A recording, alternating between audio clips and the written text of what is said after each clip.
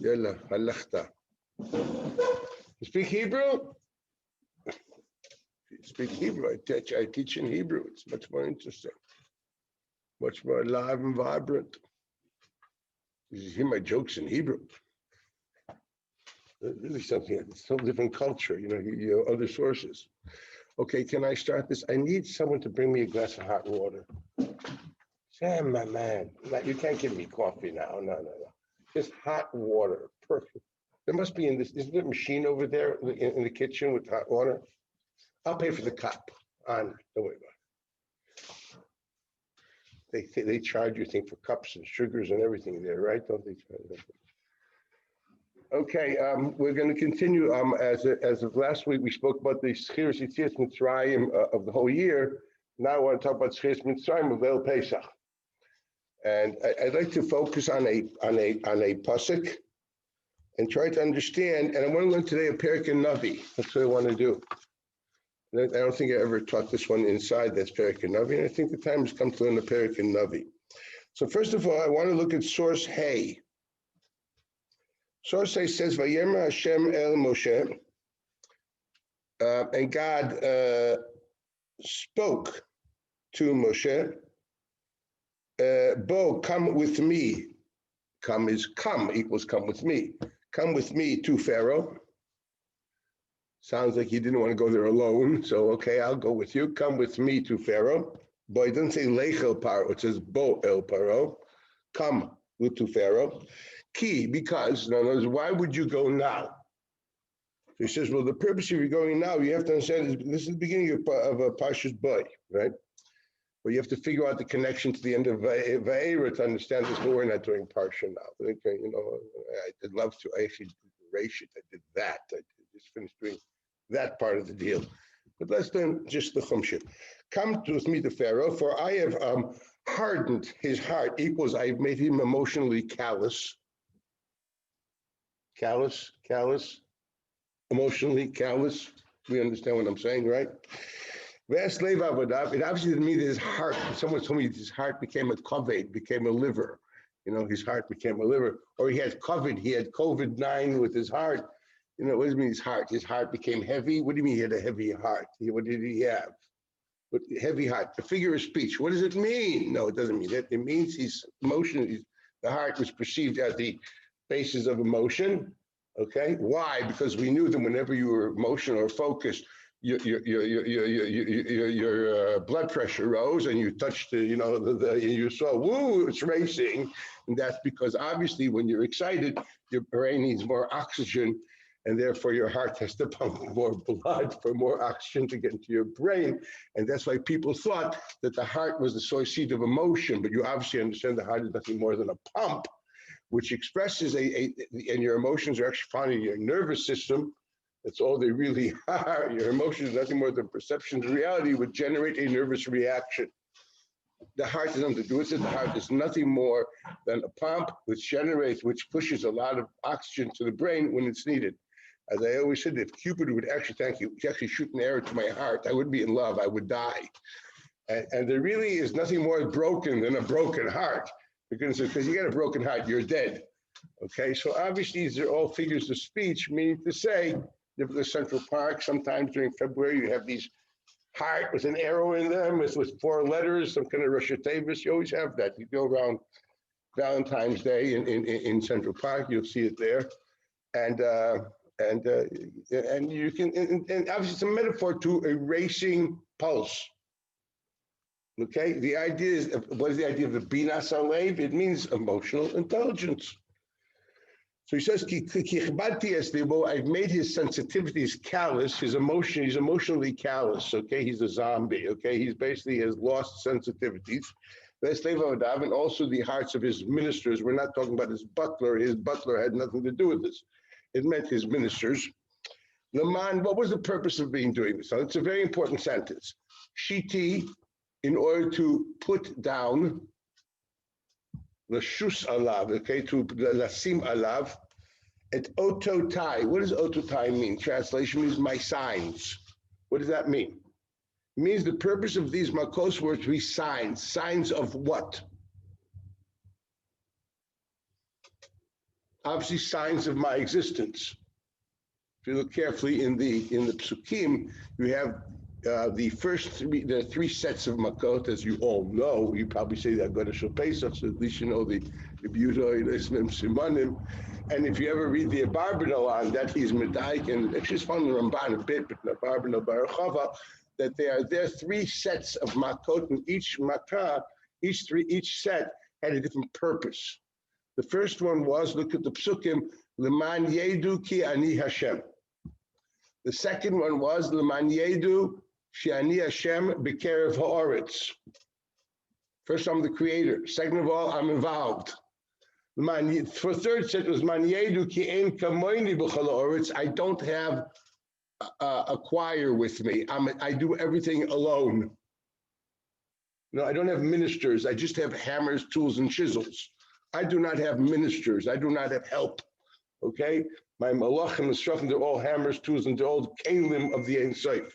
The Ein Sof created, the Ein Sof is mishgiach, and the Ein Sof is just a Ein Sof and doesn't have hu ve'en zulasoi. It's called yicha. It's anoichi and lo yelecha.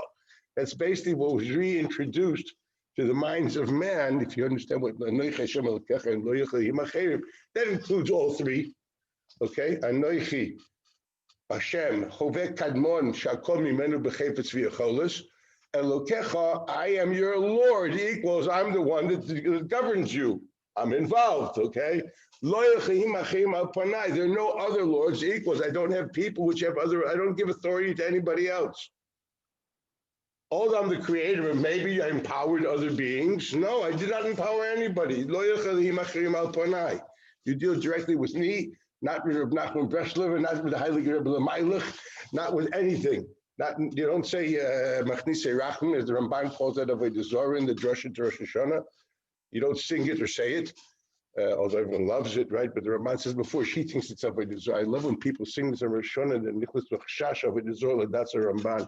Don't understand Smachma, they decided to do this. Aren't they afraid of the Ramban? He's going to go look at them, and they walk in through the gates.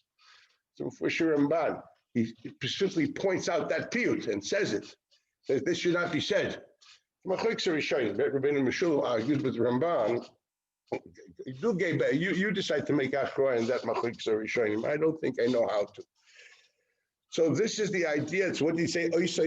I basically put the signs of my existence. What are these? These malkos. They are basically signs which introduce my being, which is Ani Hashem B'Kerev Ha'aretz, Ein Kamoini B'Chol Ha'aretz. I basically introduced the world to Anoich Hashem Elokecha Lo Yelchim Achim Panai. There you have it.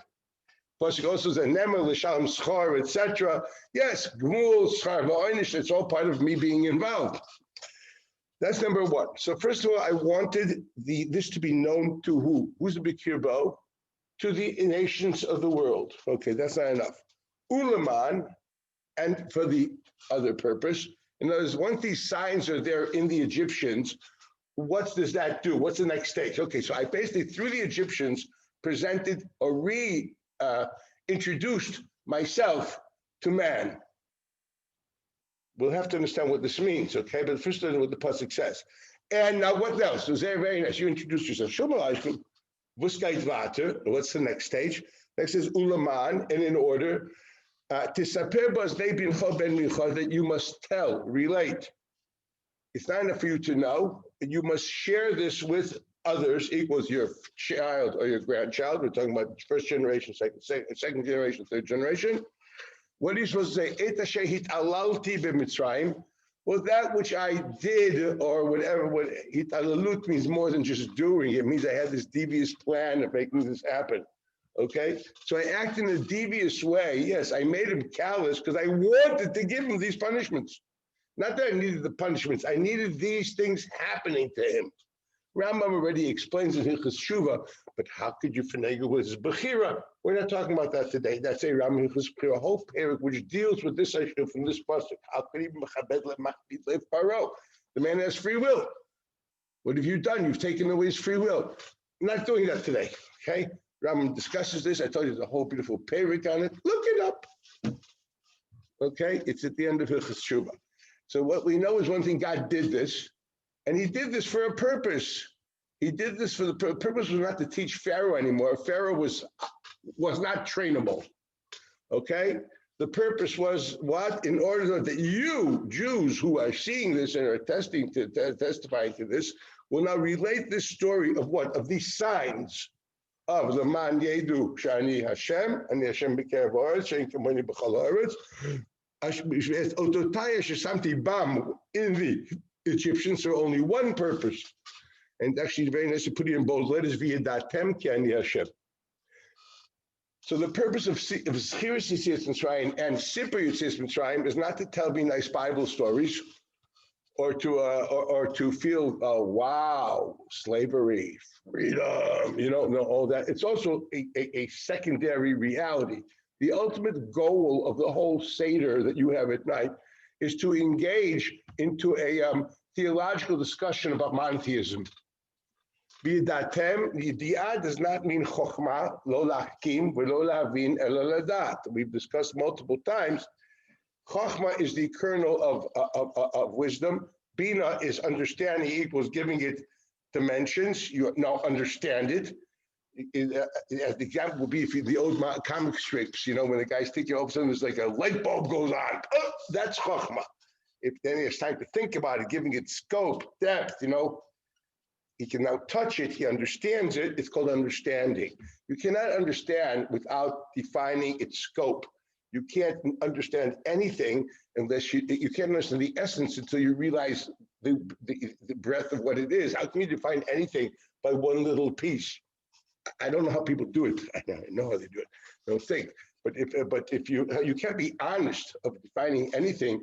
For example, you can't tell me what the get of chazaka is unless you finish the total scope of chazakas and you've totally rolled through the whole thing. And then what you're doing is you're coming to a formulation based on a distillation of the total amount of knowledge that's there.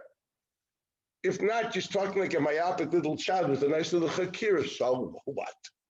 It's like Mickey Mouse describing, Einstein. So you can maybe talk about his mustache, but he doesn't really understand physics. You understand? It's a joke to even think of doing anything like that. Or I'm talking, maybe you can tell Pshat in a little places, but to talk about, tell me what the getter of chazak is. Wow, between the Gemaras and the Rishonim, all that, you only open your mouth after you've distilled the total thing to come to a conclusion. If that nice little word, but there's a deceptor which disagrees with you, there's a Ritva that disagrees with this. What are you doing? You be honest. That's why you should never print until you really know something. So don't print for a long time. Okay? I just want you to put this on the table. Yeah, unless you want to print, this is the babysitting service I did. I get a chabura on Thursday nights. Yeah, I think you're chayva there in Dal Dvarim for the chabura. If you get a chayva in the ears of chaveroi, you should be chayv nezik tzar ripu shevus and boishes. But what you call these chaburas, I don't know what they are. I listened to two of them. I don't understand the purpose. Okay, anyway, so this is the idea. Yudas means intelligent emotion, which is emotional intelligence, not intellect, not cerebral intelligence, but emotional intelligence. If you read the Rambam in Sefer HaMitzvahs, when he talks about the first Rambam, okay, there's different wrong interpretations of the Arabic word through the generations, and that's why many people came up with Pilpulim, that the Rambam of the Yad says the mitzvah ladash. And it seems to be that in the Sefer HaMitzvahs, they wrote mitzvah la'amin. So they have to steer between Sefer HaMitzvahs and the Yad. Fred Gornish, well, thank God today we have people which have majored in no ancient Arabic, and we have exact translations. The first one that cooked this up was Reb Chaim Heller, Zchiras Levracha, which was, like the Rav was scared of him. Okay, what can I tell you about that? The guy was, you understand?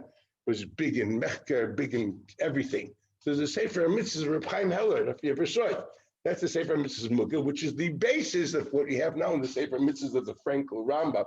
The core basis of that was the translation of Reb Chaim Heller to Sefer HaMitzvahs. And the word there, I can't even pronounce it. I can write it for you. It sounds like Al-Qaeda.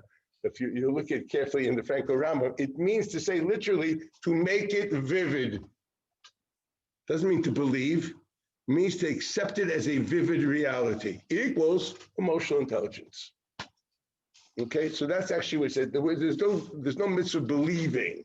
If the belief will become vivid and real, which means emotional intelligence, that's what you're supposed to. I don't care if you did it through philosophical deduction or belief, because my grandmother definitely believed in a very vivid way of the Chumash. Like she used to cry about Zchiras Yosef, and she couldn't understand why after last year when he figured it out, why did he go there again this year?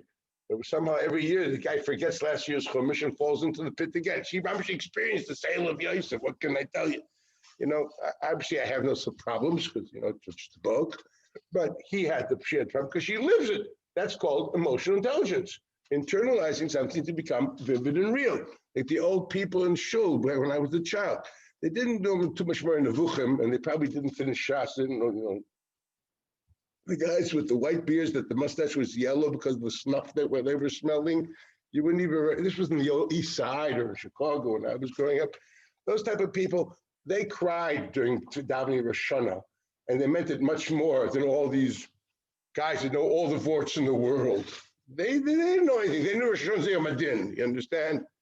There was a certain beauty in these not knowledgeable people, but they had tremendous emotional intelligence of their religion. It was vivid and real. They could touch it.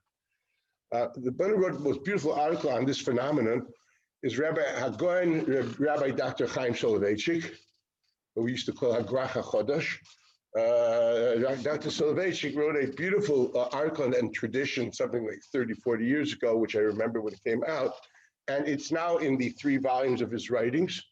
A beautiful article on what he calls mimetic Judaism, the Judaism that came through the oral tradition of mothers to daughter, etc., versus the book Judaism, which we have today. Okay, it's interesting. Really, he discusses this phenomenon. He also remembers the old people in shul in Boston, how they used to feel like, you know, he doesn't have that anymore. He's right, 100% right. A totally different world. Today, there's a lot of chachma and a lot of bina with very, very, very, very little das when it comes to religion. It isn't vivid and real. It's much more cerebral. So the mitzvah of Yetzias Mitzraim, it's memory. To tell your children means to instill that memory in your children. That's what it means. In other words, just saying the story of the Agada won't do you very much, because are you instilling a memory? Have you putting a memory in the child? And that memory is supposed to be ultimately germinate into a vivid understanding and of the 3 yasodos of monotheism. Ani Hashem b'kerev haaretz ve'ein kamoini b'chol haaretz. And that's the key mitzvah of Yadatem ki Ani Hashem. I just want to show this. Why is it that God needed to tell it to them now? It's more than obvious that obviously they did not know it. Now, I want to read the Navi. This is the first time I'm doing it in public. The Navi, together with you, to describe what was the situation of the Jews at that time in Egypt. So go to page 5, I think it is. There's a Perik in Navi and Yecheskel Perik Chof. I want to read it. You're going to find very interesting thing. There's probably no better commentary of the Chumash than God himself. I think so. Definitely an honorable, I can't even say the word being, entity. Okay, and God himself describes what really happened there. You're going to find pieces which are not found in the Chumash, and you're going to find pieces or interpretations. What did God think was important? Now, you read the Chumash, you may not see that stress, but when Yecheskel tells you what God thought about it, you realize that was the tipping point. This is what really annoyed him. So let's see what we did, how we annoyed God. And the pasuk says as follows: "Vayhi b'shana shvi'is b'chamisha ba'asol achodesh." Chamishi, the 5th month, okay?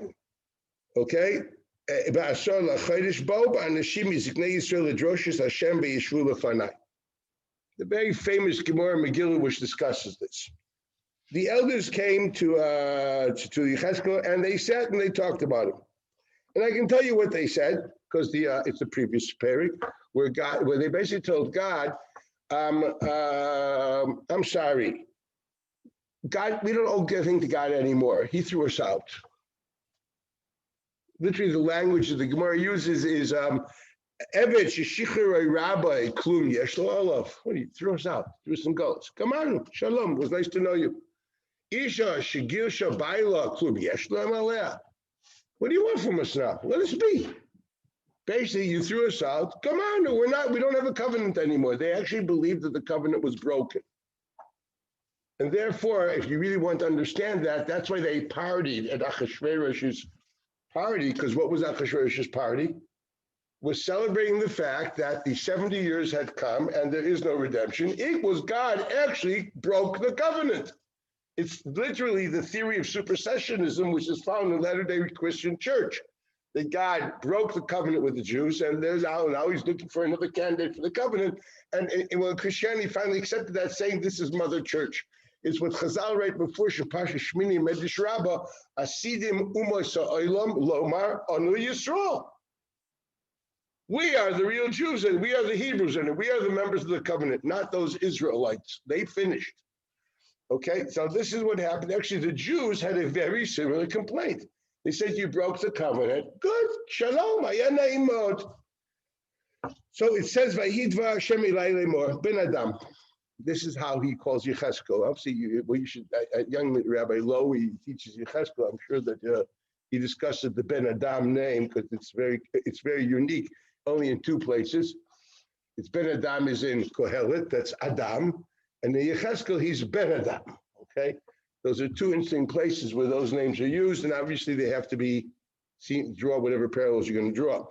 Ben Adam, Daber Ziknei Yisrael v'amata Ko Amar Adonai Hashem Adonai Halidrosh Oti Atem Ba'im. You're coming to deal with me. Chayani by my existence. Imedirosh Lachem. Wait till I do accountability with you. Ne'um, this so says the Lord God. Hatishpot otam, hatishpot ben adam et avot avtam todiem. Oh, let me tell you about the abominations of your forefathers. You guys have place with me. You think I was unjust. I threw you out. Let me tell you who your forefathers were. Now he goes. V'amarta lehem ko amar Hashem. Ko amar Adonai Hashem b'yom b'chari b'Yisrael. The day I chose the Israelites, I raised my hand equals I was about to do for the seed of the house of Jacob, and let them know about me. I introduced myself. I came to talk to them in the land of Egypt. I raised my hand to them, and this is what I said. I am Yudke Vavke, your Lord. Yomahu, it equals, first I had to introduce myself. Obviously, they didn't know me. Let's go further. At that time, I raised my hand, which is once again an idea I was up to doing things. Right hand is the major tool of external expression and creativity. It's right with your hand. When you bat, what do? You support the bat with your left hand and your swing is with your right hand. When you box, you protect with your left and you jab with your right. You throw basketball, okay? You're focusing with your left and your hook shooter, your shot is with your right. As you do plastic arts, you whatever, you're always right for the righty, right hand, okay? At the moment, we're talking for the right, not for the southpaw, okay? I feel very comfortable with this. I have 6 children. The first one's a righty, the second one's a lefty, the third one's a righty, the fourth one's a lefty, the fifth one's a righty, the sixth one's a lefty. So we're okay, okay? Okay, I'm a righty, my wife's a lefty. It's really very symmetrical. We have a very, very nice, very orderly reality here. So I have no things about right or left hand, but God, at least in the Ksavim of the Navi, is perceived as right-handed. Just want you to know. Wherever it only be, okay? So he said, I raised my hand. It means I was open to do, right? I wanted to take them out of Egypt, where El Eretz Asher Tantilem, to that land which I had looked foreseen, was there before, spied out for them, that I decided to see, I chose this to be, which is Eretz Zavat Chalav Dvash, Tzvi L'chol Ha'aratzot. It's the most beautiful of all lands. And I offered them, and I told them, I have one condition. I will remove you from Egypt. Please throw away the shikutzim of your eyes. Equals those things that you look up to. You look up to avodah zarah. Get rid of your avodah zarahs. Gilulei Mitzraim, al titamu. Do not pollute yourselves anymore with the avodah zarah of Mitzrayim. Ani Hashem Elokeichem. This was the condition. I will take you out of Egypt, but you must accept monotheism. Obviously, they were pagans. And obviously, none of this is written in the Chumash. And what happened at that stage? This actually happened 30 to 40 years before Moshe Rabbeinu showed up.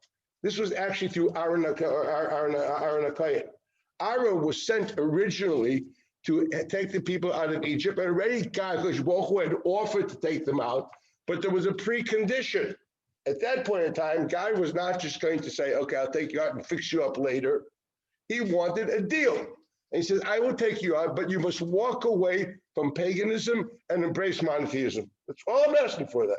If you embrace monotheism, then I will take you out and bring you to Eretz Yisrael. And what happened at that stage? Pasuk Ches, Vayamrubi, they rebelled in me. They rebelled. I told them I'm their Lord, but they did not accept my authority, right? Vayamrubi. They did not want to hear him, to heed what I had to say. Whereas the Ishit, you could say in name lo yishlichu, they did not throw away the abomination of their eyes. But Gilulei Mitzrayim lo azavu, they would not leave the pagan deities of Egypt. They wanted to stay pagan. There was a Yetzirah of a Dezorah, and they did not want to leave it. It's as simple as that. It's like someone telling you, I don't know, can you imagine going to the, sometimes I think about this, you would go during the post-Civil War era. There was a whole movement of trying to solve the problem of the freed African slaves, and the United States of America created Liberia. In order to solve, let's send them back to Africa. You know what I mean? We'll send them back to their homeland, and this will solve the issue. They don't want to go. We're Americans. It's a failure, Liberia. The capital is named after President Monroe, Monrovia. Okay? It's typically from collecting stamps. Okay? Good thing to do when you're a kid. So anyway, what is it? They looked at us like we're crazy. We're Americans. We're on the lower level of the social ladder, but we're Americans. We belong to the Christian church. We're not Kunta Kinte anymore. We don't worship the moon, the sun, and the river. Forget it. They were Egyptian pagans. There was a time they were the nobility of the land. Have you looked up Perek Zayin Divrei Yomim? Okay. We know that Bnei Ephraim, which were the children of Joseph, had real estate in Israel near Bethel, and they had people killed. Ephraim himself had his children of Ephraim used to go back that time. This is already during the time of Chayi Yosef, used to go back to the land of Israel, and they had yeshuvim there. They had real estate. They were nobility of the land. And what happened afterwards? Okay, so now you were knocked down. But you are been for the last 200 and X years, nobility or slaves within, this is your national identity. You worship these gods. You're telling a local guy, listen, I'll bring you to Israel, but you got to change. You got to become a Buddhist. Give me a break, man. I'm not a Buddhist. I'm a Lutheran. I don't know whatever I am. I want to be a Buddhist. I want to be a Buddhist. But that's what he told them. He says, all you have to do is change your religion. Now, you really have to try to understand this. I'm not going to do it today. What pushed man to want to worship paganism versus monotheism? But something did happen. It's a condition which went rampant. It started with the third generation of creation, Enosh. That's he introduced paganism to the world. And it became so rampant that monotheism was forgotten totally, except until Avram Avinu came to the theater. And then it started developing very nicely. But if you look carefully in this Navi, you understand that once the Jews were settled into Egypt, it was forgotten. You look carefully, just for 1 minute, flip the page to Rambam Hilchot Avodah Zarah. Just want to show you one sentence and nothing more than that. That's in source Yud Gimel, page 4. And just look at the left column. I'll tell you exactly where. If you go to the left column, the top paragraph, in the bolder letters, the small letters, they go to the bolder letters, go up 1, 2, 3, 4, 5, 6, 7, 8. 8 lines. It says, Ad she'archu hayamim liYisrael b'Mitzraim. Do you have it? Okay. Ad she'archu hayamim liYisrael b'Mitzraim. V'chazru lilmod ma'asehem, and they reverted back to learn the activities of the Egyptians. They became assimilated. V'la'avod kachavim k'mosam, and they were pagans like them. Chutz mishevet Levi she'amad b'mitzvat avot. It was, what is the percentage of Shevet Levi? It's totally minute. You want to do a little math? Okay, I'll tell you right now. Only 20% of the Jews left Egypt, right? The Chamushim Olu Bnei Yisrael, 1/5. 80% died in Makas Choshech. Open up your medrash. Rashi brings it, because Rashi thinks that Pshuta Shemikra. The Chamushim Olu Bnei Yisrael, 20%. Now, out of the 20%, which is of the number, the Levim, if you look at the census, are 9.6%. If you're 9.6 of the 20%, how much are you of the 100%? 0.02 what? Something like that. In other words, a minute percentage of the Jewish people were still monotheistic. Shevet Levi is a very small percent, because the Shevet Levi all walked out. Okay, they all left it. The other parts were from the older Shvatim, they percentually died. But Shevet Levi, which was not Eved Avodah Zarah, they all succeeded. They stayed. They all lived. So you have the total Shevet Levi was in Egypt and left. All the other Shvatim were decimated. So you're really talking of a number which is crazy. You're talking about 9.6% of the 20%. Now tell me what it is of the 100%. 2.x, whatever, 02 point something. Okay, I mean, a minute percentage of the Jews kept monotheism. They were all totally assimilated and pagan. We don't even know, there's no medrash clear that right, they didn't intermarry. We figure, well, if they were slaves and serfs, well, obviously it was a feudal system, as you know from the end of Parshat Vayigash. So there were a lot of slaves and serfs. They weren't the only slaves and serfs. There were a lot of slaves and serfs. It's a feudal system, for goodness sakes. Go to any age in history and you tell me when you have a feudal system, if there are serfs and slaves. Of course, that's what feeds the monarchy, okay? I don't know what you know about history, okay? That's obvious. It happens to be that this tribe of people were also slaves and serfs, and they were focused on construction, okay? Other people were focused, I don't know what, on farming and irrigation. But there was a whole world of serfs and slaves over there. They were living in living conditions similar to a lot of people which were their neighbors. They looked like them, they dressed like them, they spoke like them, they believed in the same God as them, they all worshiped the sun and Ares. The demigod was Ares, and the same major god was Ra, which was the sun. And another demigod may have been the Nile, and you really should look this up. They worshiped so many gods, it's crazy. There was one point in the Second Kingdom where they tried, one of the kings tried to bring them to some kind of monotheistic, like one God, like just the sun, without all the rest. It didn't work. After he died, they erased almost all zecher of the guy because he was a Morid Badasi. We have like 1,000 gods, and you want to cook it down to one. So the people, and he tried to coerce this. You should really learn this sometimes. It's really interesting to get the background of the Chumash. They had a lot of gods. So the Jews were into that. Totally into that. Now what happened? So basically what he say weiter, the next language is they were, so if you're a Levi or a Kohen, wow, okay. Never was there Avodah Zarah at that stage. Unbelievable. I don't know what happened afterwards during the Crusades, etc. But then that's like unbelievable. All of us, we're the grandchildren of pagans. You got it good. You're a lucky man. Okay, now there's a beautiful sentence. Ukimat kat means it was a second before. It's almost like saying it was 1 second before the chariot was going to become a pumpkin. Ukimat kat, it was like a split second before. Hayahi ikar sheshatal Avraham, that principle of monotheism, which Avraham had planted into the psyche of man, ne'ekar, will become uprooted totally. V'chozrim b'nei Yaakov, and then all the b'nei Yaakov, that means everybody, l'ta'u ta'olam v'ta'yutam. God took them out at the last minute possible. If you would have waited a bit more, there wouldn't have been anybody left to take out. So understand what we're talking about before we go further. Okay, we're talking about the Jews were totally assimilated. Shevet Levi were like the outcasts and different, but it would seem to be that assimilation was going so strong. God knows what would happen to Shevet Levi. Kimat Kat is a second, we were all going to become pumpkins, okay? And the horses are going to become rats again, or mice, whatever they were over there. And there's no no glass slipper to put on anybody's foot. We're finished. And God took it out of that. That's how the Rambam describes it. Now, where's this all coming from? Come back to the Perek in Yechezkel.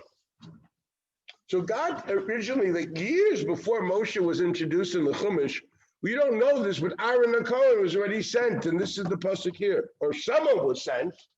So the Pirkei Avos says it's Aaron the Kohen. But for all you care for in Yechezkel, it doesn't say who it is. X was sent. There was a prophet. The only one we know the Chumash recording that was a prophet at that time, that God was used to using him for delivering messages to the Jews, is last week's Parsha, where Moshe describes Aaron, Shlach Nabiyat Tishlach, send with your regular messenger. Equals he was a acting prophet.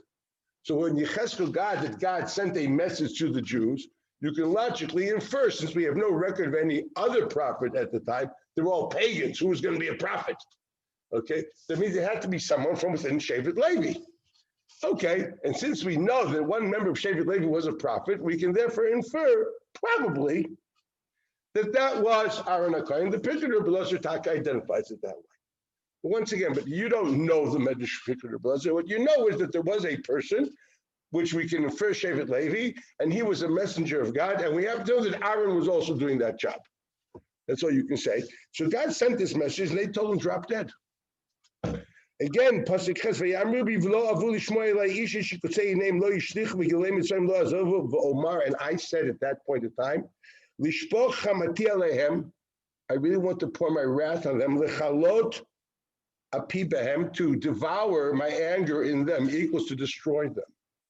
Nothing recorded in the Chumash. This is God is telling you the rerun, the preview of the story. I actually want to destroy them at that time.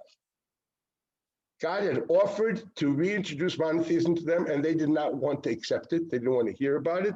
And therefore, they would rather stay in Egypt as slaves,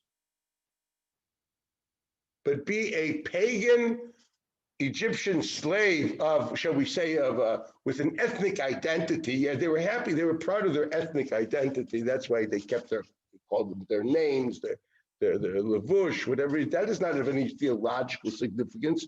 It's simply ethnic identity.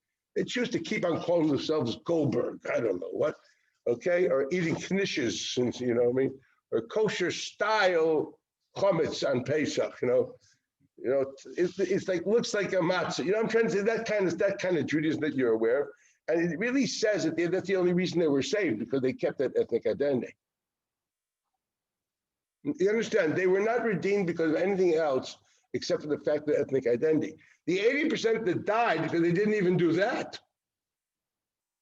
There was no one to, they didn't proceed. It's like the Peel report, which said today most Jews in North America do not even see themselves as Jews and are not affiliated even to any federation or any Jewish organization.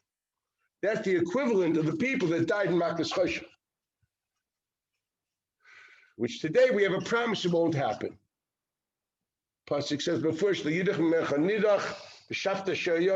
everybody's coming back. This is crazy. In that first redemption, if you didn't keep your ethnic identity, the king put it down and the gladiators took you.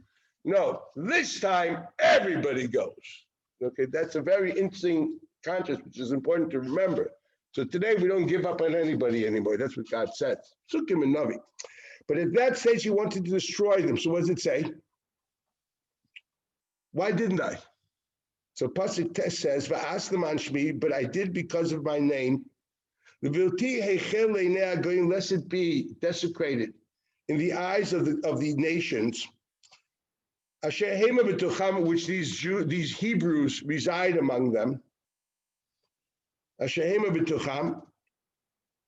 For I had introduced myself to them Hebrews. It was a public event, and everybody knew that the guy of the Hebrews had introduced himself to the local Hebrews and had offered to exit them and only asked them for this. And then all of a sudden he destroys them. What will they think? They will think he's he's not a rational, he's an angry God, whatever it is, and therefore he didn't want that Chil Hashem. It wasn't, the Cheskel saying this wasn't just a private little in the shul that they met. No, this was public. They all knew about it. In Pasuk, so what did I do? Finally, I did take them out. When? Next Pasuk is Mitzraim. When did this happen? It obviously is later.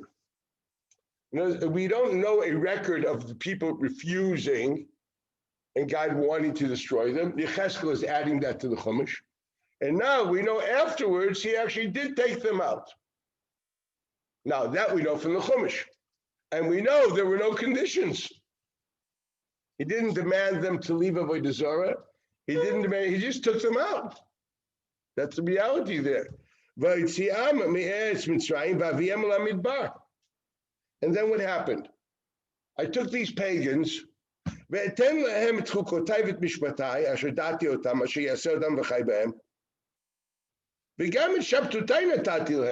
my Shabbosim, I command them with Shabbos. What for? The idea of Shabbos is liyot la'ot beini b'neihem.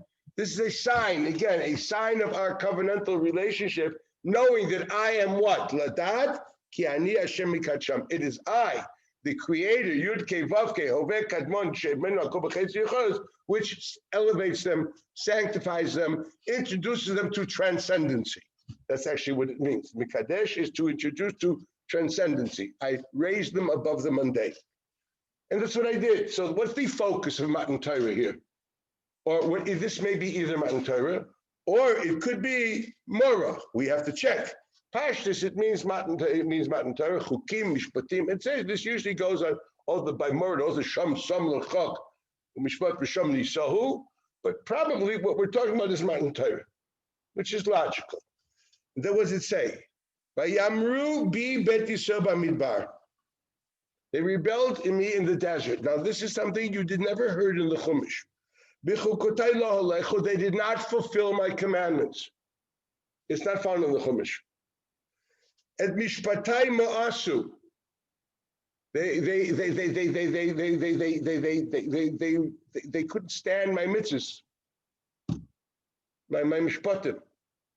Okay? Asher yaseh otam adam v'chai b'hem. That which I gave them rules, which would give them life, eternal life, they basically walked away from. They couldn't handle it. They did not want that authority. But worst of all, et shabtotai chilalu ma'od. Did you know that? The biggest problem in Dor HaMidbar was they were Mechalei Shabbos. Not found in the Chumash. Why were they in the Mechal Ma'od? Because Shabbos was an ois of monotheism. They did not want that. Once again, I wanted to destroy them. Now, what are we talking about here? Now, let's see what happened. When's the next time we know that God wanted to destroy the Jews? What's this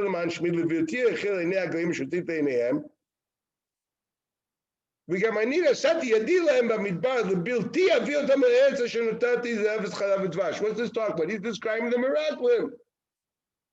So you think the Meraglim is a question of the Yimasu Be'eretz Chemda and all the nice things? It says something else here. Basically, this may have been tipping point. What was the real issue in the eyes of God? It wasn't that it like Yetzias, and all these things are very. This all it happened, but what was the reasoning behind it? Why did God almost lose it, okay? And therefore promised that these people are not going to Israel. They didn't care about the mitzvos. They were immersed in the chukim, and they did not want monotheism to the extent they didn't want an ois of Shani Hashem Elokeim. They didn't want to keep Shabbos. It's a new chumash, interpreted by God himself. He's telling you, the chumash tells me the scene. Now let me tell you behind the scene.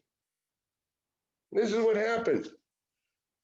So I swore then, Pasuk Tesva, V'gamani nasati yadi lehem b'midbar levilti avi otam el ha'eretz shenatati zavatcha v'dvash shvi l'chol ha'aratzot. Why? So you should say, Ki ma'asu be'eretz chemda. Isn't that what the Pasuk says in Tehillim? No. Chesed explains why. Yan, mimishpatai ma'asu, et chuchotai lo halchu ba'em. They actually did not follow the laws. They were shkotzimlich. And what? Bet shavutai chilelu. Why? So here's the word. Ki achrei gilulehem libam holech. They were still pagans. This is already after Matan Torah, after the whole spiel. Basically, they were still pagans. You can take the Jew out of paganism, you couldn't take the paganism out of the Jew. It's as simple as that. They were still pagans, and because they were pagans, they revolted against the authority of monotheism, specifically Shabbos, which is an ois of monotheism. Yecheskel, that's not me. You know, if anybody would make this up, you'd say, Chalila, you know what I mean? Oh, but this is God's parshanut of the Mikra. Let's go further. I had Rachmanis on them. I didn't totally destroy them. I didn't destroy them totally. I promise they will die, but the other ones will continue, which is the story in Shma. God, you guys are dead. You're not going anywhere. This generation will die, but I will not destroy the nation. Look at what happened in Shlach. That's what happened here. Then he says, V'omar el bneihem, pasuk Yetzias. I say to their children, this is really the children. When did God talk to the children? We're talking about afterwards. We're talking about the 40th year. Right? That's what we're talking about now. Okay.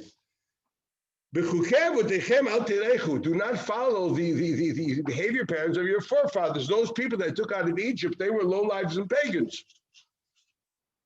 Do not follow them. Et mishpatem al tishmaru.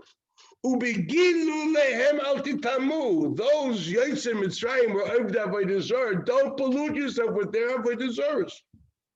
It can't get worse. Don't you understand? This is a total reversal of the pictures we picked up in kindergarten that all the Jews had payas, I don't know, and tzitzis. It seems to be the opposite. They were all a bunch of freaking pagans. But how could it be? Matan Torah. You know what the answer is?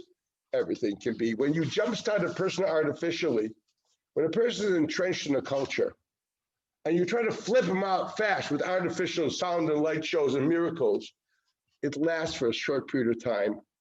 And then he just is angry at you, and it's what the Christian missionaries tried to do to the Africans in Africa. Oh yeah, after a short period of time, those missionaries were all found in a pot, cooking and dead. they were supper for the Africans. You don't destroy a person's identity and culture and offer your alternative in an artificial way. And expect them to say, yes, we love you. It didn't work. It's very simple. This is if I would say this, you call me a Reformed rabbi. That's why I have good old Ezekiel over here. He's Orthodox, okay? You know, he's very Haredi. He belongs to the Igud Rabbanim. I don't know which is the one of the Satner. I forget what it's called. You know, so what he says is, so he tells the children, equals the children of the Dor Midbar. I say, do not follow the ways of your fathers. It is me who is God your Lord, not the cat, not the mouse, and not the river, and not the sun. Get this straight. Please keep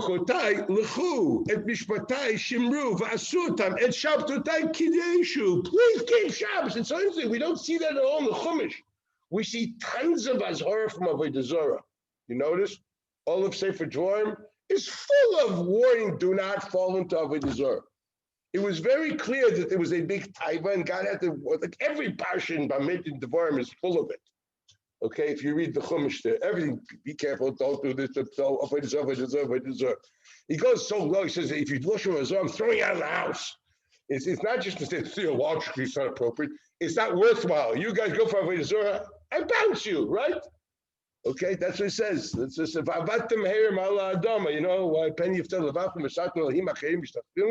and what happens? And you get out, you throw you out of the real estate. I'll disown you. Sounds like a very quick, aggressive father there. Okay, but here he's saying more than that. Shabbos. That we don't know. And the answer is he sees, the Navis understand that they had no problem with Shabbos. Because they were Ovda by the Zorah, and they understood that Shabbos is an ois of monotheism, they would not do it. So the problem wasn't Shabbos. The problem was Chal Shabbos is a Chiluk Ovda by the Zorah. It's correct. He's a mud. It's this Mamash Mumala called Torah Kula. Because this, for them, Shabbos is an ois. And that's why they didn't keep Shabbos, something which we don't find in the Chumash, but the insight, the Pustik talks about Avodah Zarah, and Yecheskel explains, and that expressed itself also in Chilul Shabbos. Not just a few Yiddelach over there by the Man and Pashat B'Shalach, you know, Dosan V'Avirim. That's the only thing we know about Shabbos. Yet here, this goes on the whole time, including till the door after the door boy Oris, he warns them, don't act like their fathers. Not talking about two people with Dosan V'Avirim, because he's not talking about the Erev Rav, he's talking about Avoy Seichem. Goodness sakes, let's understand what the Navi is doing. What happened? What happens to the door, that generation? Do they listen to God? Pasuk Chaf Aleph. Again, for Kriyas. Ani Hashem lekechem b'chukotay leichu v'mishpotay shimru v'asu otam v'shabtotay kideshu v'ayu la'od b'ni v'nechem ladat ki ani avayu lekechem. As I said before, that's why you need you to be very important to keep Shabbos. So what happened? Chaf Aleph. Vayamru bi habanim. The second generation. Your father already died because of this. You're now the second generation coming in. This, we have no record of this at all in the Mikra. This is very frightening. Man, where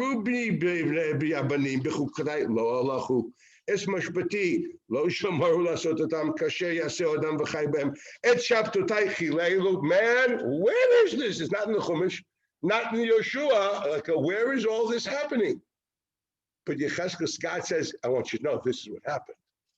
Okay, when I tell you that the Chumash is not a history book, doesn't tell you all the pratim. You need, and this isn't even Torah Shebik Valpeh, this is Torah Shebik Ksav. Afal Pikein, the Chumash, it doesn't tell, there's a reason why I don't care at the moment, okay? That book is written with a certain amount of information, doesn't have all the information. And there's more information found in the Navi. And what does it say? Again, Va'omar lishpoch hamati alehem. Did you know that? The guy wanted to destroy the Jews again. This is still while they're in the desert. We're talking about Dor, Boya, Aretz, while they're still in the desert. The children of those who died in the Midbar, that were going to come into Eretz Yisrael, God, they were so wicked, the guy wanted to destroy them while they were still in the desert. Now, we always thought there's 38 years of silence. It was, when I looked at the Chumash tells a beautiful story, that they were a bunch of pagans, and God did these like he jump-started their engine like heavily, artificially with the Roinis and Nishma, you know, whatever, all these big targets. Can you imagine a bunch of pagans within 49 days were candidates for the biggest revelation of Nevuah that ever happened in history. Boom! You know, it's frightening. From being a low-life pagan to all of a sudden end up being the pinnacle of the revelation of monotheism in 49 days, I hate to say it, it's very clear that it was artificial. And that's why it didn't take 39 days later, and they worshiped the cow again. It's very simple, it's very clear. This was, but you know what? And they were complaining and complaining and complaining. You read all the way until the end of Pei Sefer Bamidbar. Literally, they're complaining, unashir and oneg. Baloischa, that's where they see from Baloischa it goes really down to the pits. Baloischa, Shlach, Koirach, Chukas is already 40th year, that's later. Shlach and Koirach. And then there's like quiet, so you figure it was nice for 38 years. So Enochem was a rough ride the first 2 years. You know, we took this pagan hig, and all of a sudden we made him to monotheistic proselytes. Okay, we figure, you know, okay, 2 hard years. Shana Aleph and Shana Bet were not easy, but by Shana Gimel, they're sailing. And it's a quiet ride until Shana Arboim. And Zchiras say, you kidding? There was no quiet ride. That generation died, but their children didn't even internalize. The Chumash doesn't describe it. But during those 38 years, God wanted to destroy the Jews again. So then he breaks the image, the image projected in the Chumash is not the image which deals with the factual reality. Really supports all my whole mahalach here. There's a literary image and there's an historical image. And one does not have to reflect the other. Here, there's more pieces of information to give you more of a historical perspective. The Chumash chooses not to tell you that. Do you notice that? So the Chumash wants to give you a message, but the facts are because he's doing a selective collection of history to give certain messages. But the reality is there's also other things happening. This is you think about this, you get a whole different picture of how to look at the Mikra. You really have to know all of it to know any of it. It goes back to the old story. If you don't know the whole Mikra, you don't know any Mikra. So Vashtei, once again, he wanted to destroy them. What did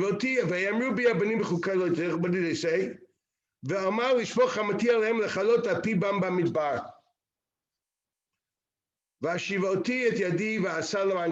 again, I turned back my hand and I did for my name.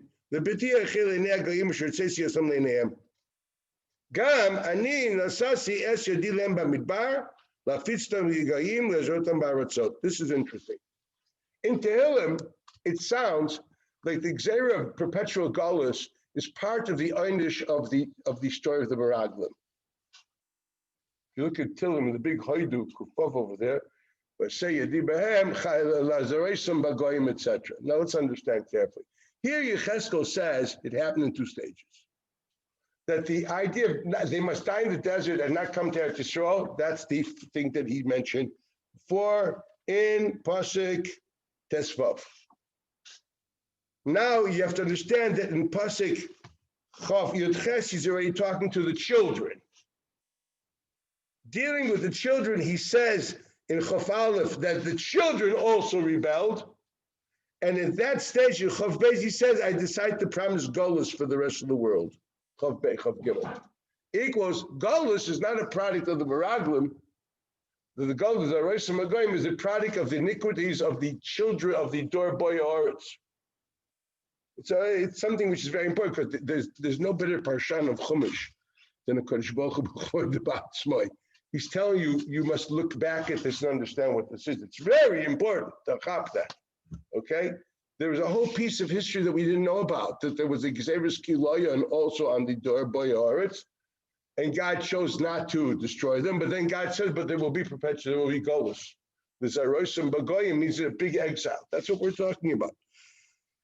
Yan, why? Because we're going on the Banim, Mishpatai, Loi, Asu Chukasai Ma Asu Shepsai Chilelu Vachegu Leavutama. You and him once again, Avodah Zarah never left them. Gam again, Anina Tatlem Chukim, Lo Tovim, Mishpatim Lo Yichu Behem. But okay, this already God describes what the Golus is going to look like, and that's I'm going to leave it over there. This is enough. Okay, I'm looking at these are the Jews. So you can now understand when we say that the Jews were so entrenched in paganism, but at least they were aware of monotheism at this stage. They just didn't want to accept it. But you have to understand when God has to reintroduce himself in Egypt, they were not even aware of monotheism. And that's the difference. The Jews in Egypt were not even aware of monotheism. God has to be reintroduced as Ani Hashem. Ani Hashem b'kerev haaretz, Ani en kamoini b'chol haaretz. They weren't aware of that. They were living a total different reality. This, when we talk about after they walked out of Egypt and after they had Matan Torah and had all the great things, they were aware, but greatest respect, we understand, we don't want to live that way. Now, obviously, you have to think psychologically. You know, so to speak, a truth that you're willing to live in denial. There's got to be a psychological reason for this, but it's there. The Navi describes it very vividly, you understand? So there's two issues. One issue is, which is not this, I just want to point out how you have to start looking at this. That Midarish, as the Rambam points out, Midarish Enish man turned his back to God. Ultimately, he describes in Perek Aleph of Avodah Zarah, which you can read on your own, they forgot God. And the world was not even aware of a creator. Okay? Avram Avinu, which is very late, right? We're talking 20 generations after Adam Rishon. We're talking 17 generations after the beginning of paganism. Paganism started in the third generation of creation, Enosh, right? Adam, Shes, Enosh, grandson, okay? 17 generations was totally pure paganism, and finally after 17 generations, one guy walked up and they wanted to kill him because he was destroying the comfort zone of the total society. That's why he was an outcast. Okay, that's who he was. He was a social outcast. Anybody wants to you want to destroy the fabric of society, you're dangerous, we kill you. You say that every time in Ana B'Kayach. What do you say? No gibor, darshei yichudcha kivavas shamreim. Please, God of fortitude and strength, those who seek your oneness, the great monotheism, the people that really believe in the oneness of God, they are very vulnerable. You must protect them like your apple of your eye, which is a figure of speech. Vavas shamreim. Vavas equals the what's it called, the cornea, okay? What we call the apple of the eye. Because why? Because they are the apple of the eye. It is through their personality that enlightenment and sight of what really is true comes to the world. But they're very vulnerable because everyone wants to kill them. It's true, because they are disrupting the social comfort zone of society. When a person starts saying you must do tshuva, so it's a nice speech, it's okay. When you have to make it serious, get out of here, man. We don't disrupt the brotherhood and the sisterhood. Like, relax, man. Don't start telling me that the lobby of the shul should not look like a catwalk on Shabbos. I'm sorry, the ladies have to come to shul and they have to strut and present their assets. Okay, and therefore logically, you cannot tell them that they cannot strut on the catwalk. Okay, can you suddenly tell them, Kalis Roish, Ben Zachav and Akeva, according to many Rishonim, in Issa D'Oraisa. Okay, so we should make sure that the kiddushes are somewhat separated, at least. You kidding? You won't get a Stella anywhere, maybe in Williamsburg, you're not going to get a job, might as well sell insurance. Okay? Once again, it's very simple. So I understand that we choose the God we want to have. We want a God we're comfortable with, which is probably what made people walk away from a monotheistic God to a pagan God, because there's much less issues.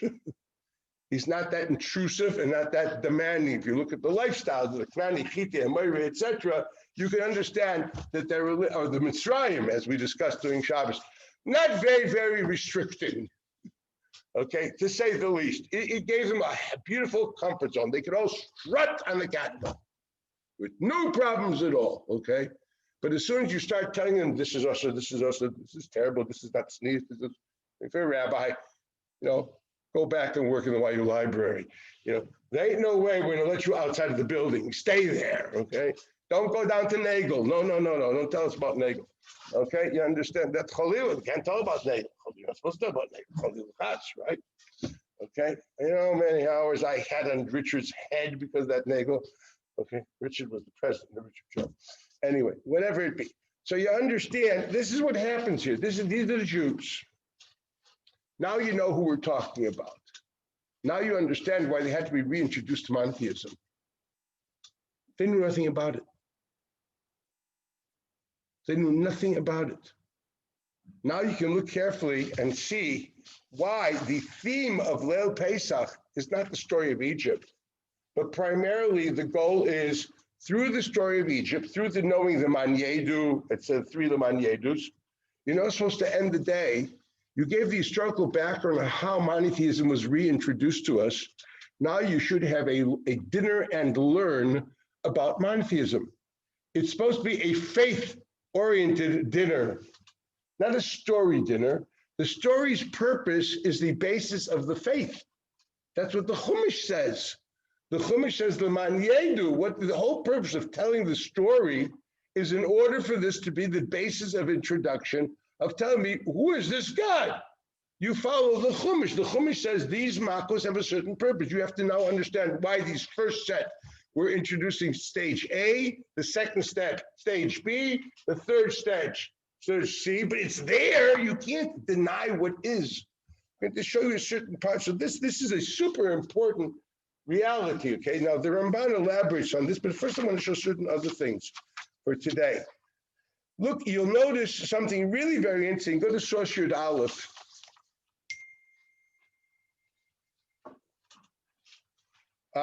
It says, Mitzvah Seishel Torah, there's a positive commandment, a biblical positive commandment, l'saper, to relate, means to say to somebody. B'nisim and iflot, I need a definition here. Nisim means, well, I'm going to do a definition on my own. If you have another one, I would love to hear it. When you talk about Nes versus Pella, in the same sentence, that means you're saying the two separate things. Like when you say Torah va'avodah in the Shemona Esrei, you don't mean Torah and picking oranges in a kibbutz. Right? You don't mean like we used to in BA, Torah v'avodah. No, it's what does it mean? To my profession? No, what does it mean? It means avodah Hashem equals mitzvahs. And except for that, there's Torah, implying that Torah has a value outside of it being avodah Hashem. It has an inherent self-value of its own. That's what you're saying, okay? It's very clear. Now, normally every Nes is a Pella. What's a Pella? Something amazing. Pilei Playim, it's amazing. It's outstanding. It's unique. Okay? Pella, Nifla, okay? It's Nifla, it's something amazing, okay? Pella, Pella, right? Mafli Lasot. You do things which are really amazing. Does that mean supernatural? No. Is every miracle amazing? Yes. Is everything amazing a miracle? No. Okay?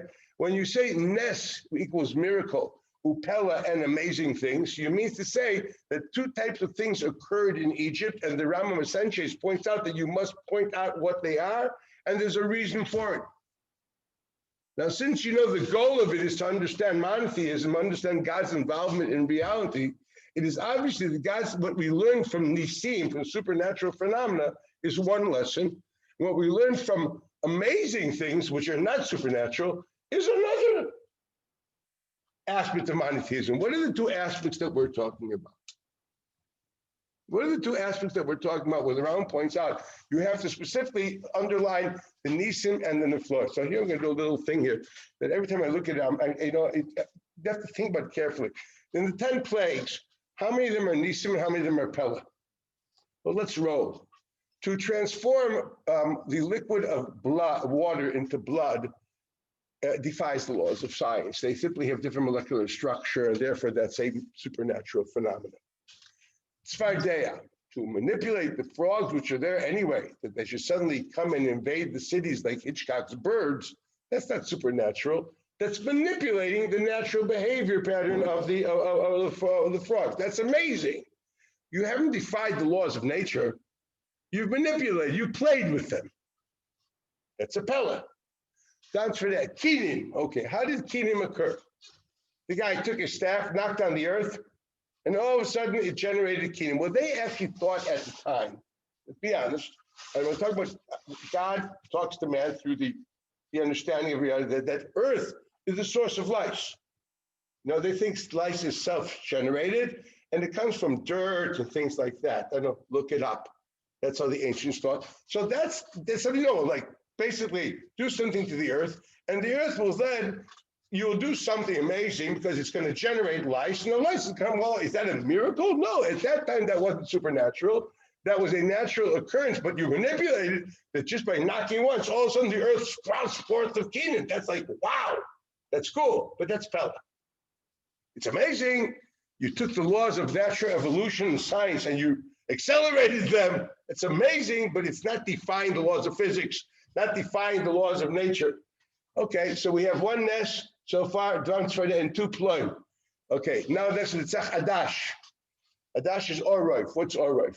Bunch of wild animals at the time living in the deserts, just like they lived here in this area. This land was full of bears and wolves and leopards, if you read Tehillim. Okay? David HaMelech had to protect his flock from bears and from leopards and from wolves. Once again, you should know your Tanakh. Now we have a few little, what do we have? Some wild hogs, warthogs, and a few antelope living in Gedi. And we have no more animals here. Used to be full of lions here. Okay, not 100 years ago, there was a lot of lions here. Anyway, so what happens is, so the wild animals, which normally stay away from habitats, but they all came in. Now this happens today in Haifa. You really want to know, in certain fringe neighborhoods, all the warthogs, the wild pigs, are all coming into the city because they're looking for food and no one disturbs them. So they feel comfortable. They started invading. And it actually happens. Okay, look up the papers. Okay, well, then you're not going to get that in the Jerusalem Post. You probably get that more in the Hebrew papers, but it's there. It's going to happen recently in different outside the external neighborhoods of Haifa, which are close to the Carmel, the forest. They invade. So what happened over here? They all invaded at once. That's a manipulation. That's not miraculous. All right, Dever, plague, like COVID.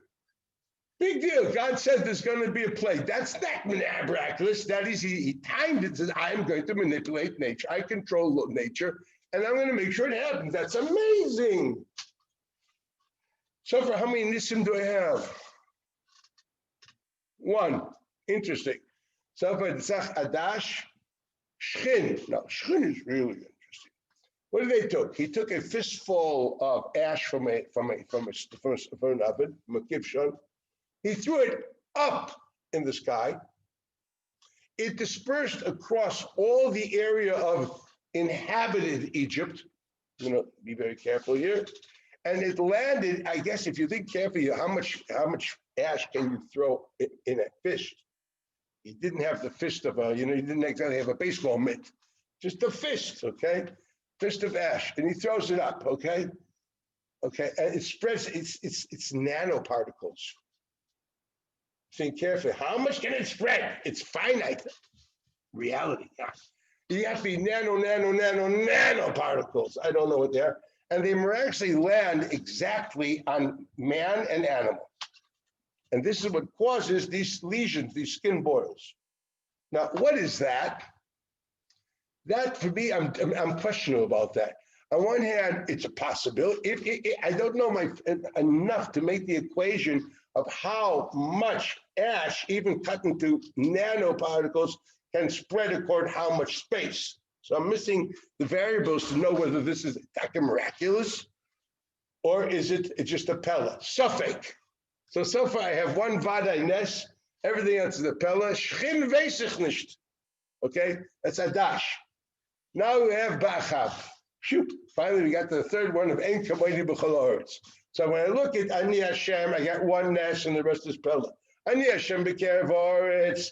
What do I have? Abanda Ploim. It ain't suffix Nes. Efshir. Then I have Borad, Arba, Choshech B'chayris, right? Okay, then Ein Kamoini B'chol Haaretz. What do I have? I have Borad. Well, this is taki impossible. The laws of physics do not allow fire and water and ice to exist at the same time. And this is clear in the Mikros that the Borad had both fire and ice. Impossible. It's simply defying the laws of nature, and that is not manipulating nature, but it's impossible. You can't have heat and cold at the same time. This is a Nes. Good, Borad. Thank God we have Nes number 2. You always sure there were so many miracles in Egypt. There ain't no miracles. There's 2 of them so far. Borad. Arbe. Are you kidding, man? Every 16 years in Baltimore we have that. You know what I mean? Locust, big deal. And literally every 16 years they come up again and they eat up every shrub and every bush in the city. That's not a nest. That's in this part of the world. Locust is very common. We had a locust plague here that was like 6 years ago, 7 years ago. There was locust also here. In Egypt, they ate up everything. And here, thank God, they only got to like halfway through the Negev. Yeah. Well, today we have ways of exterminating, etc. But they leave eggs and take 16 years to germinate. And they come up again. Go to ask any Maryland kid. Melman, he's from Maryland, right? Ask him. Ask Stiver. Ask these guys from Maryland. They'll tell you about it. You walk on them. It's crunchy. Okay? It's interesting to see. So there you have a so Arba is really nothing more than manipulation of nature. It's amazing that you can time it. That's really cool. Arba, Choshech. Now what's Choshech?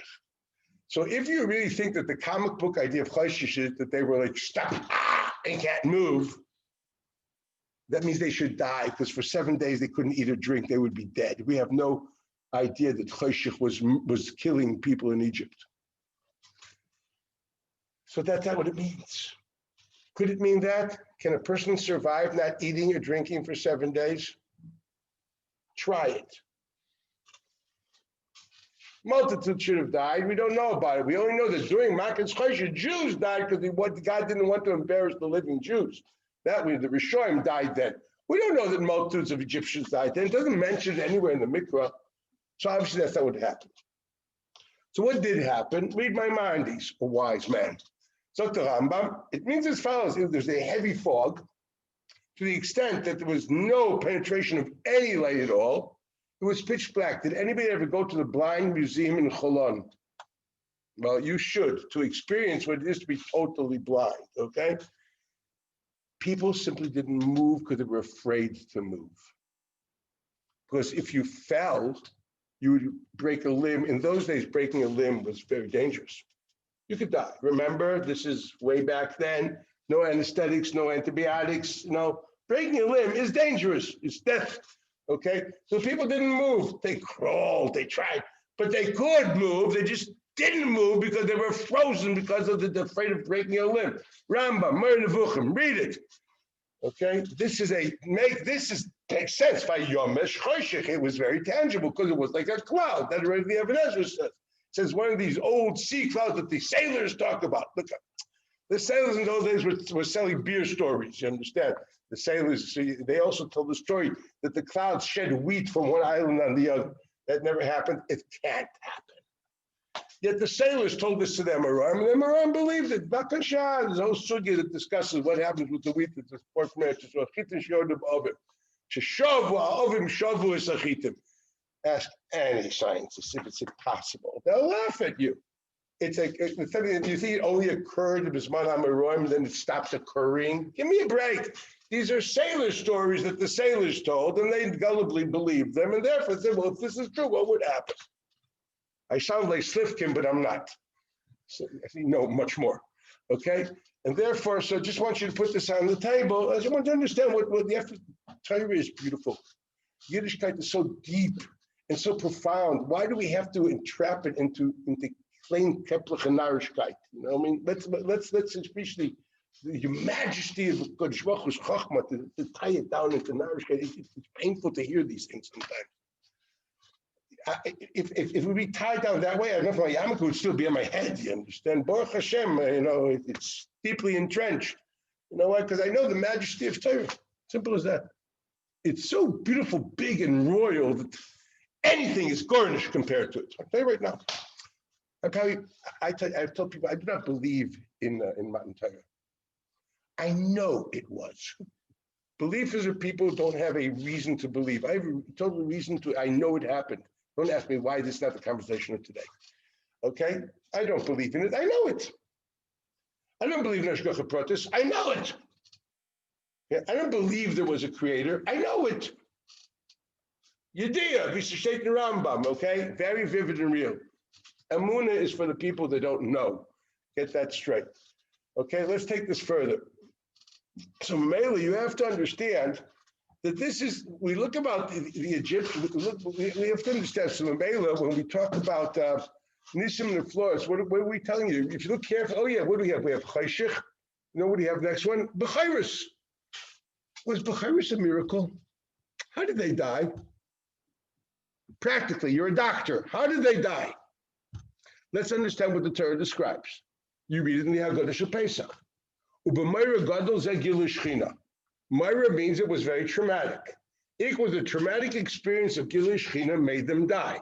Correct? Hello? Are we reading the Chumash together? Are we reading the Haggadah? Zeh gilui shechina. Through gilui shechina and avarti be'et Mitzraim. Gilui shechina, they died. Now, what causes a gilui shechina and it's a myra equals it's traumatic? What does an overwhelmingly traumatic experience do to you to cause you to die?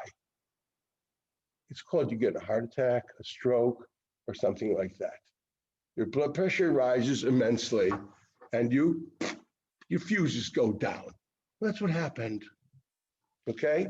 I don't want to sound. I think anybody who knows would understand that that's what happened.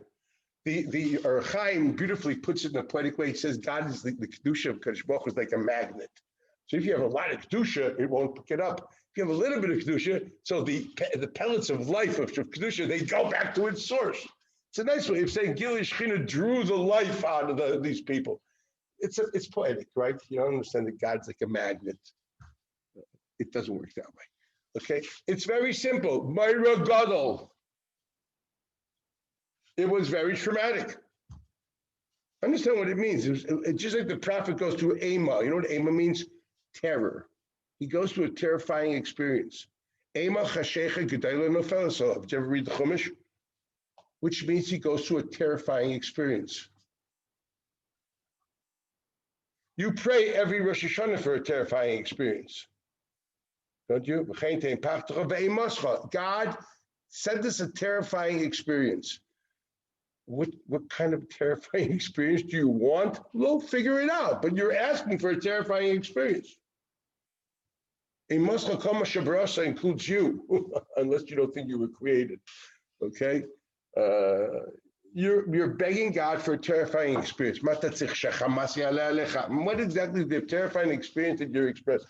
You want to know? It's a whole parak in Shayahu. It's called Gilish Shchina. Called Gilish Shchina. The Torah says, the Navi says, yeah, God is going to reveal himself and we're going to hide like rabbits in a warren and caves underground. Hadar Pachad Goyin Hashem. Yes, Gilish Shchina is describing the Navi as a terrifying, traumatic experience. Well, people die from that. Why do you think the Jews have said, stay home and put that blood around the doors?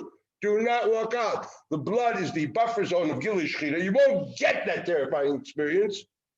Will jump over you, and therefore you will continue living. Because if you get a terrifying experience of Gilish Shchina and you don't have the kalim for it, your fuses will go down like anybody else's. So to protect you from this terrifying experience of over Gilish Shchina with you don't have the kalim for, why do you think the Gemara said that Jews died in Har Sinai? Gemara Shabbos, called Divra v'Divra, Parcha Nishmasa. Why? Because it was a terrifying experience. It was much more than they could handle. Super Gilish Shchina, they didn't have the kalim. They were pagans, for goodness sakes. So Parcha Nishmasam, and God had to do Zchiras Amesim. The Gemara says on every Dibra, he brought on Tal Shel Tchia Lachiyos. It's like Gemara Shabbos. Same thing. Gilish Shchina causes heart attacks. So is that a miracle or is that a manipulation of creating a major traumatic experience? It's not even a manipulation of science. It's amazing that he decides to create a traumatic experience which is collectively only for firstborn. That's really cool. Okay, that is amazing. Okay. But what's the amazing thing that the Gilish Shchina is focused only on the Pcheiros, and the one next to it doesn't have this Gilish Shchina. He doesn't die. That's it's what's called selective revelation of self. Selective enlightenment. Is that a ness? No, I don't think it's a ness. Is it a pella? Yeah, it's very wonderful to see how it's done. No, I understand creating like an earthquake for everything. But this is a pella, not within the manipulation of laws of science. It's a pella in the hanhaga of a Kadosh Baruch Hu that generates a selective Gilish Shchina. That's really an interesting thing at the end. It's totally different than all the other 9, totally different pella, but at the end of the day, there are only 2 nisim there. Borad and Dam. Okay, what's the message? What does God want to tell you? What does the biblical author want to tell you? And the Rambam says you must underline that and point the differences out to your children, and this will help you understand monotheism. What lessons of monotheism can you learn from this differentiation, these 2 categories? Obviously, one category had to be much more pushed in than the other. Equals. It's a nice way of saying the idea of God doing miracles, you can bite. But that he plays games with the laws of science, that's not simple. And well, we're going to make sure you hear it, man. Bang, bang, bang, bang, bang, until you knocked it into your head. How do you understand this? How do you understand this? Well, I'm not going to do a long thing today about the concept of laws of science, which is really very interesting.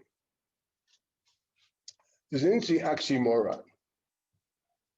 According to the laws of science, the way we know today, And the world is a few billion years old. Do isotope testing, etc. We're not doing, the world is very, very old, granted. But the problem is the world is a few billion years old. We only have 5,000 years of recorded experience, which is a minute percent of a few billion years. Therefore, anything occurring in such a minute percent does not create a statistic. You have no logical reason to say that it happened before you noticed it, or you don't even have a logical reason to say it will continue being till the end of time. So on one hand, the reality that we have tells me the reality that I know is minute. And once you think it's minute, you really don't know if there's anything called the law of science. It's just a repetitive situation, which has been lasting for a minute period of time of 5,000 years. That's all you know. We have no recording of anything beforehand. No cave scratches, etc. No sapien recorded anything dealing with experience more than 5,000-6,000 years. That's what we have. This is Kulamaloplega. This has got nothing to do with the Bible. This is to do with the paleontology. Okay? So the reality is, which is really very interesting, the reality, the way it looks today with the laws of science we experience, looks like it's a few billion years old. Yet once we accept it's a few billion years old, then it really doesn't tell me anything anymore at all. For all as I know, the laws of science that we know only started 5,000 years ago, and they're going to end tomorrow. Oh, no. Okay, can we open this light, or do I close now? Do you know how to do this? Like the Shabbos clock over there? No. I'll wait for you.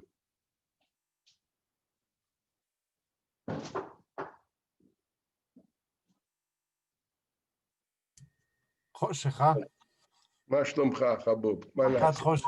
מכת חושך. מה, יש פה טובה מסביב. Okay, this is a very interesting challenge to think about. I don't know if this is a davar shetzarich la'ayin bo, if you have extra time. But this is an interesting reality. No, I believe in God. And mamish is a bar olam.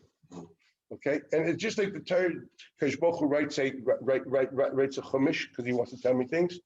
He writes the world of science because he wants to tell me things. Don't you know that? I see the world, I see God, and I look for what he wants to tell me. Right? It's a davar pashut. It's like you get the letter blue, which means the ocean. You must think of ocean. You must think of sky. You must think of sky. You must think of Kitzei HaKavod. God expects you to make these connections. That's the hanacha behind tzitzis. And if you don't make these connections, that means you are kaved leiv. You lack the sensitivities that God expects normal people which are religious to have. When you think blue, what do you think of? An Energizer drink. Do you think about the ocean? You think about the ocean. Do you think about the sky? Do you think about the sky? Do you think about Kitzei HaKavod?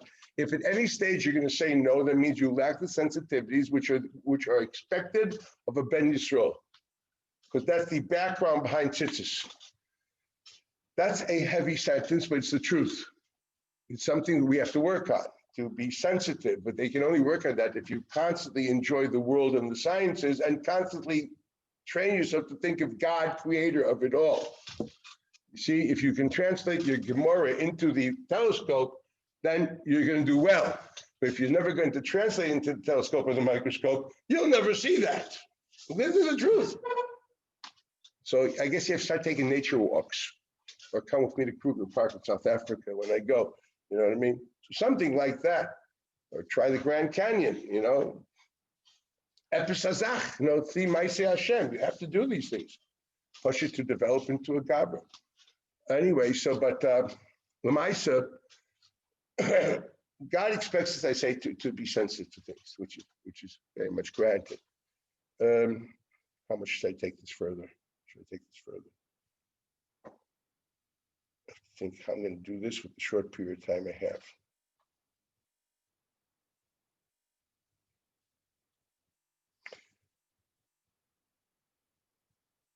Yeah, okay. So let's understand things like this. You look at, the Rambam writes, how do you get to love God? By being aware of the beauty and the complexity of his creation. Shoshi's bain odem b'maisav b'ruv anifloim, yirim chochmas shein kates miyadu oyev b'shabech b'for misavetay v'gdayol das Hashem agad. Lashon Aram Perik Beis Hilchos Yetzias. So we obviously know that the sciences are the tool which he expects us to use to understand, to be aware of God. And this is what you call the laws of science. You call the beauty of the complexity of creation. The science, the knowledge of God, which is tangible that you experience, is science. Okay? Now, whether we're going to call it a law of science or not, I'm going to leave that one go at the moment, because I don't want, I think that's a tangent, which is like, will take forever. And why would I want to drink people a cup so much? But it is, the aura is a big aura what I gave you. If you have the aura, think about it. Why did God want me to see a world which is old? I don't know if the world is old. I know that according to the laws of science they have today, the world is very old. But the problem is, if it's very old, I can't even know if the laws of science, if that's true, because it's very old. I don't have statistics to say that there's a chazaka de meikora. So God created that world. God created a world with certain patterns of behavior of science, which gives me the understanding the world is old, but I can't prove it's old. So God's not telling me it's old. But God tells me I want to look at a world that you should perceive it as old. It's music as old. I don't know if it's old. I don't know. I have many indicators which it is, but this only takes for granted these certain normal accelerants of evolution the way we know it. But that's only true within the 5,000 recorded years that I have. And if it took 2 billion years of evolution, how do I know what the accelerants was at the time? So I can't know anything. I have no chazakas to understand. It's called a chazakas suya lishtanus. It's just a chazakas. But God wanted me to experience that. So what does the Kadosh Baruch Hu want from me when I look at a world which I can't say it is old, but God wants me to see it as old? Mamish chazakas. If you're at the shir today, mamish reflecting what I said. Okay? Kriyas is what the emes is. I know it's music is old. Okay, this is it's mamish what's happening here. What does God want from you? To teach you chazakas? No, doesn't want to teach you that. What does God want from you? Do you ever wonder? What does God want? It's a big question. It's a theological question which must be dealt with. Okay, was will from mir der Eibishter? What does He want from me that He puts me in this? He wants to tell me something about Himself. Something about how I'm supposed to relate to Him and relate ultimately to understand my relationship with Him, and therefore governs my life and my feelings and my thoughts and my dayas. Enjoy, have fun. I suggest you go into a dialectic relationship and have a chabura on that. And when someone has something quasi-interesting to say, which is also intelligent, please let me know. I'm going to leave this as a hanging question. But it is a serious hanging question. Don't think for a moment, this is the Yar Potter. There's got to be a reason. There's in creation, there's no mikra. In Anhaga, there's Anhaga called mikra. In creation, there's no mikra. Part of Chachmas HaKadosh Baruch Hu, look at the world as if it's old. Maybe it is old. I just can't prove it. It looks old. Look, if the rules are the same, it is old, but you don't know. So there's a certain thing that it looks this way, but you never are sure. It's an unbelievable reality. You take for granted that gravity will continue being, but you're never sure. You're never sure. You don't know. You don't have a Ruben Alesa come on. You don't have a statistic, a drop in a bucket, 5,000 recorded years over 2 billion years. Are you funny? That's a muted command Alesa dummy. It's a muted, even your mayor's not choshish for it. It's nothing. God actually wants me to feel lack of stability. He wants me to feel that what you perceive as the laws of science and give you a comfort zone, they're not laws. They're just a repetition of a puny point of time. So don't be sure of yourself. And next time you say Toile Eretz Al Blima, it means that the world is hanging on nothing. Toile Eretz Al Blima means that the world is hanging on Yamim Yesoda Al Naharoshi Chananeh. Yeah, he's holding it like this. For goodness sakes, the only reason the globe is staying in its place is because of the certain laws of physics which keeps it there and doesn't fall. Because of its rotation, etc., certain gravity fields. Who says it's going to continue tomorrow? Who says the laws of gravity will continue tomorrow? Who says the laws of physics will continue? Maybe we will all be disintegrated into gas and primary matter by tomorrow morning. Now, you're telling me I'm crazy, right? I could also say I'm crazy. You're a prophet of doom. This Meshuggah, which is a sci-fi movie. Yes, it is a sci-fi movie. Because logically speaking, if God says you can't create a statistics and that your statistics are puny, he's telling you and letting you understand the only thing that's keeping this together is Ratzon Hashem. That's what he's telling you.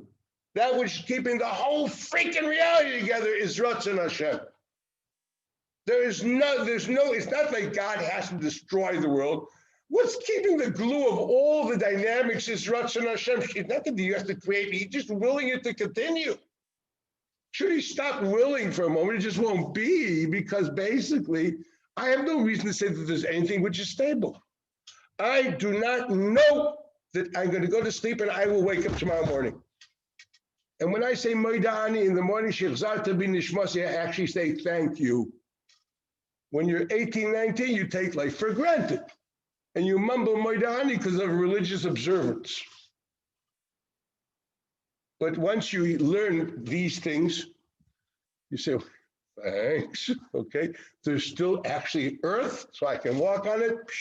What does that mean? That it's still Toila Eretz Al Blima. Who al Noharish Chanel? You said Noharish Chanel. That's what you said. What do you say? Thank you. There's still earth here.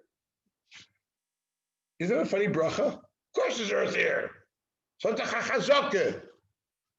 don't understand. I'm still chazaka. There's no chazaka. This is a chazaka shasuya lishtalos. No chazaka, because the only chazaka comes from Terech Raiv. There is no Raiv. It's Toila Eretz Al Blima. That's what God is telling me. That everything is Toila Eretz Al Blima. So you really want to understand? To say that God is a creator of everything, that's cool. It's a one-time stand. Okay, many people are willing to believe in a creator. But the fact that everything in reality is constantly because God is looking, caring, and wanting it. And without the constant willing of its existence, there is nothing holding it together, equals those laws of nature exist because I want them, and therefore I play with them. So the Pella is a much deeper message in monotheism than the Nes. The Nes only says, I created these laws, I can disperse with them. Big deal. I created the laws of physics, I can end them. Very nice. Okay, but when you end them, you end them. But as long as they're here, they have a chazaka. The laws of physics say, no. There are no laws of physics.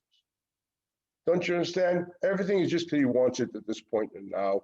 And you have no reason to feel comfortable with it. It's a major inducement for religious observance. You have no reason to be comfortable with the fact that the earth will continue to be earth tomorrow. Now, if you're a data, if you can internalize that in your mind, you become a very religious person. It's mamish mechadish betuvay b'chol yoim tamid masa bereshis. You say it every day in tefillah. Literally, that's what you're saying. How do you know that? Because you understand that he plays what he wants with the laws of science, because he decides whether they continue or they don't. It's very simple. The Nes is very nice. Okay, he created the world. He does what he wants. But in a world which is going, it's not that you created something and now it's independent and he wants it, he can destroy it. No. He never created anything independent. It's constantly Toila Eretz Al Blima. There are no laws. What's keeping it together is his will that should stay together. Okay, so he decides to will in a different form and fashion. That's called Ani Hashem b'kerev ha'aretz. That's called, that gives a total different depth to what Ani Hashem means. The Ani Hashem b'kerev ha'aretz is, I am involved in the daily laws of science, and therefore I play with them. So therefore, knowing that God cares about man to the extent that he will send frogs in one way, and do other things like that, manipulating nature, not destroying it, not stopping it, but playing with it, shows that everything that happens is because he wants it. So that he changes, he plays the different ball whenever he wants to. So actually the ploim are much more important, much more instrumental to teach us much more than just the nisim. Nisim are very important. They tell us that everything is the will. God created the world, because if the world would have been not created by him, as the Greeks believed, it was always there, and thus the system was over there, how could he possibly overpower it? The only reason he can overpower it because it's a product of his creation. So he decided, Pesha Asa, who a Pesha Yitir. That's very nice. But if it isn't a Pesha Asa, he didn't make it, how can he change it? Okay? So that's another Pashit. That's nice. I can accept it. God created. Who says God created means God involved? Who says he's running? Maybe he may create something which is independent, which he can always destroy if he wants. But while it exists, he created a certain mechanism. Okay, I bought the computer. So Steve Jobs created that computer. Very nice. So now I have the computer. Jobs is dead, and my computer works. Okay? And he can't play with how I use my computer.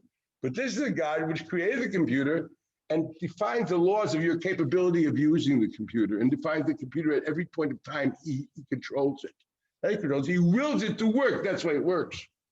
That's Ani Hashem b'kerev ha'aretz. That's the Pella of Yetzias. That's why the Rambam points out, if the Zchiras Yetzias Mitzraim of the night is v'yadato ki Ani Hashem, why was that important? Because the Jews were so far from it.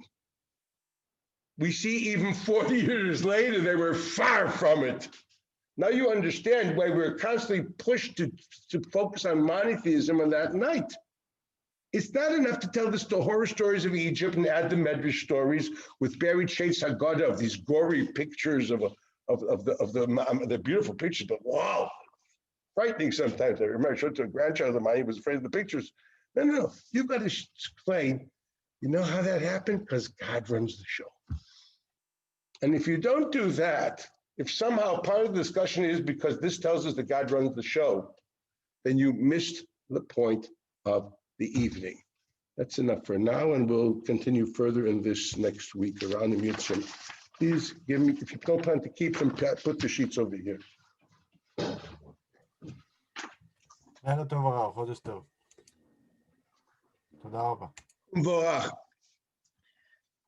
Now, how do I get rid of this? Oh, here it is. End the meeting for all.